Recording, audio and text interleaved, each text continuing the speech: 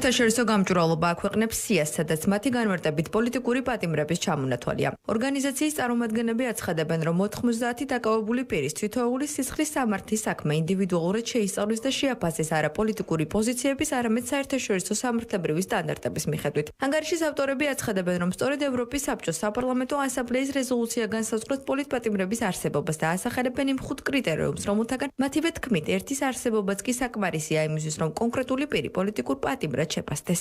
საუბარია შემდეგ კრიტერიუმებზე, თუ პირის პატიმრობა უკავშირდება ფუნდამენტური უფლებების დარღვევას, პოლიტიკურ მოტივს, აშკარად არაპროპორციულ სასჯელს, დისკრიმინაციულ დევნას ან სამართლიანი სასამართლო სტანდარტების დარღვევას. ორგანიზაციის ინფორმაციით 90 პირიდან აბსოლუტური უმრავლესობა ერთზე მეტ კრიტერიუმს აკმაყოფილებს, ხოლო მათი ნაწილი 5-ვეს. არსებობს ევროპის საბჭოს საპარლამენტო ასამბლეის რეზოლუცია, რომელიც განსაზღვრავს პოლიტპატიმრის ასე ვთქვათ არსებას და ადგენს გარკვეულ კრიტერიუმებს, სულ 5-ია ესეთი კრიტერიუმი, რომელთაგან თუ ერთით მაინც არის დაკმაყოფილებული, პირი შეიძლება მიჩნეულ იქნეს პოლიტიკურ პატიმრად. ბევრი მათგანი აკმაყოფილებს 5-ვე კრიტერიუმს, მაგალითად ზია ამაღლობელი, მაგალითად ელენა ხოშტარია, სხვები, მაგრამ დანარჩენები აკმაყოფილებენ ერთზე მეტ კრიტერიუმებს და ეს არის დიდი, ასე ვთქვათ, შავი ლაქა საქართველოს ისტორიაში, როდესაც ამდენი პოლიტპატიმარი ვყავს ქვეყანაში.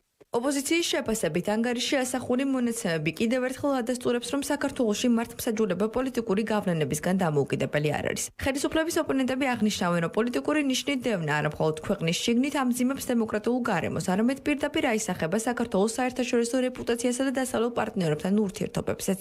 ამდენი პოლიტპატიმარი არ ჰყავს პუტინს, არც ლუკაშენკოს და ამ ტენდენციით ივანიშვილის რეჟიმი მალე გადაუსწრებს საბჭოთა საქართველოს მემკვიდრეობას. მიზანი პოლიტპატიმრების ყოლისა, ტყვეების ყოლისა არის მათ შორის ვაჭრობა, თუმცა ამაზე ძალიან მკაფიო პოზიცია აქვს ევროკავშირს. რამდენ ტყვეს აიღოს ბიძინა ივანიშვილი, აუცილებლად გამოჩნდება ამ ქვეყანაში ხალხი, რომელიც ბრძოლის დროშას ხელში აიღებს და გააგრძელებს ბრძოლას რეჟიმის წინააღმდეგ. მათი ამოცანაა, რომ გატეხოთ ბრძოლა, ჩვენი ამოცანაა, რომ გავტეხოთ და ჩამოვშალოთ რეჟიმი. და მიუხედავად იმისა, რომ რეჟიმი გამოიყურება საკმაოდ თავადობრივად, არც ერთი წუთით და წამით ეს ბრძოლა არ შეჩერდება. ეს არის კიდევ ერთი მაჩვენებელი იმისა, რომ საქართველოში დემოკრატია ავტორიტარიზმად არის გარდაქმნილი ივანიშვილის ოცნების პირობებში. ამ ვითარებაში შესაძლებლობა, რაც არის ქვეყნის შიგნით დარჩენილი, რა თქმა უნდა, საერთაშორისო ზეწოლა და რეაგირება. არასამთავრობო ორგანიზაციის დასკვნას არ ეთანხმებიან მმართველ გუნდში. საპარლამენტო უმრავლესობაში აცხადებენ, რომ საერთაშორისო გამჭვირვალობა პოლიტიკურად მიკერძოებული ორგანიზაციაა და მათ მიერ გავრცელებულ მონაცემებს სანდოდ არ მიიჩნევენ. ქართულ ოცნებაში ამტკიცებენ, რომ ანგარიში დასახელებული პირების საქმეები მძიმე სისხლის სამართლის საქმეებს უკავშირდება და მათი პოლიტპატიმრებად მოხსენიება სამართლებრივ საფუძველს მოკლებულია. პრეზიდენტის სასახლეზე შტურმი მიიტანო, დაწვა, გადაწვა ქალაქი, პარლამენტის შენობა, მოაწყო დამხობები და შენ დაგარქვან პოლიტიკური პატიმარი. მე არ ვიცი საწერია, რომელ სტანდარტში წერია, თუმცა ეს არ არის გასაკვირი საერთაშორისო გამჭვირვალობისგან, ორგანიზაციისგან, რომელიც პირდაპირ ცალსახად ატარებს უცხოურ ინტერესს, ვიწრო პოლიტიკურ ინტერესს.